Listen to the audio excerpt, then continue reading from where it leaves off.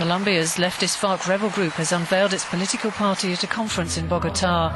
It's a major step in its transition into a civilian organisation after more than 50 years of civil war.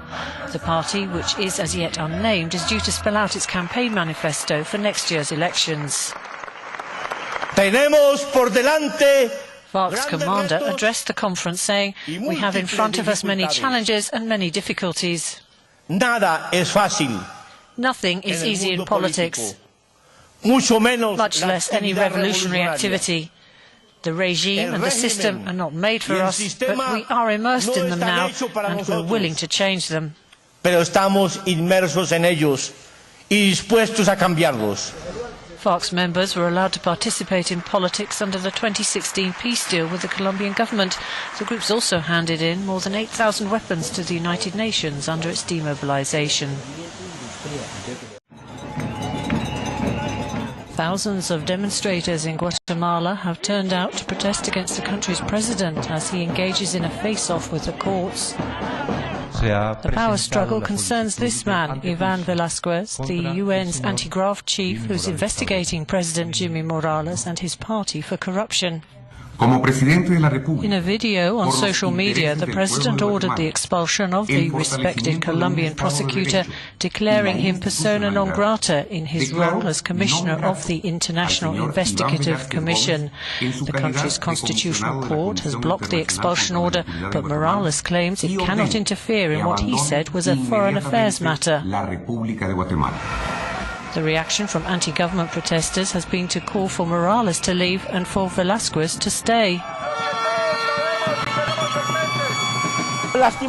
This protester says, "Unfortunately, justice has been corrupted by the mafia political system. That's why we're not calling for Velázquez to go, but first Jimmy Morales must go for being corrupt and a thief." The probe into Morales is linked to illegal campaign funds in the 2015 election.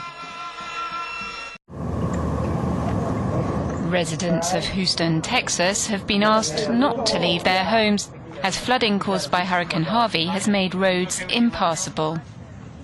And with emergency services at full stretch, it's down to locals to rescue their neighbors from houses underwater.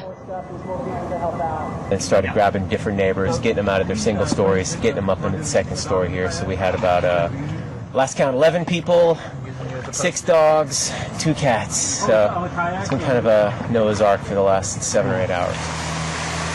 High water vehicles are ploughing through waterlogged roads to haul entire families to safety.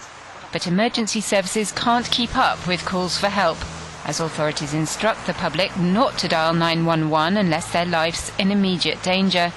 And whilst people are grateful to be rescued, their thoughts inevitably turn to the destruction being visited on their homes.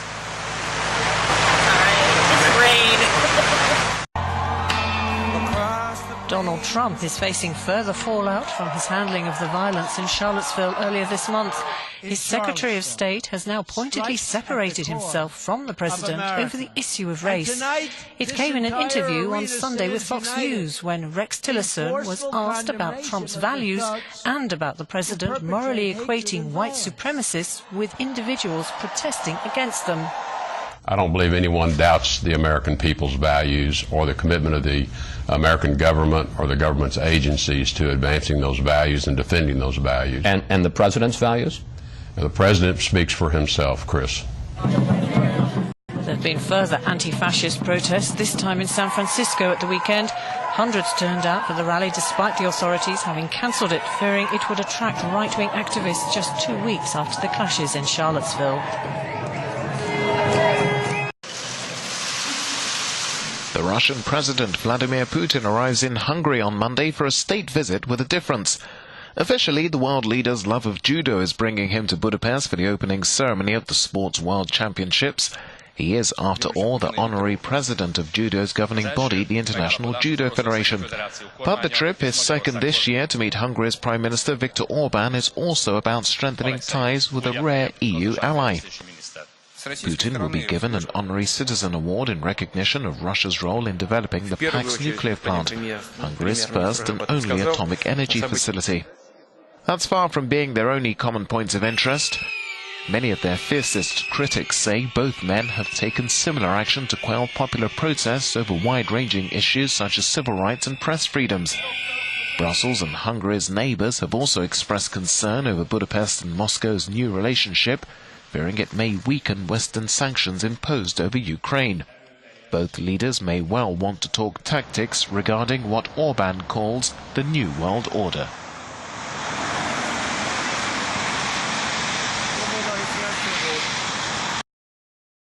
At least 13 people have been killed and many more injured in a car bomb attack in southern Afghanistan. The attack took place in Helmand province in an area which has recently seen heavy fighting as government forces have battled for control with Taliban insurgents. Sunday's bombing targeted a military vehicle. The victims included both soldiers and civilians. The blast comes just days after a deadly car bomb attack near the main police headquarters in Lashkargah.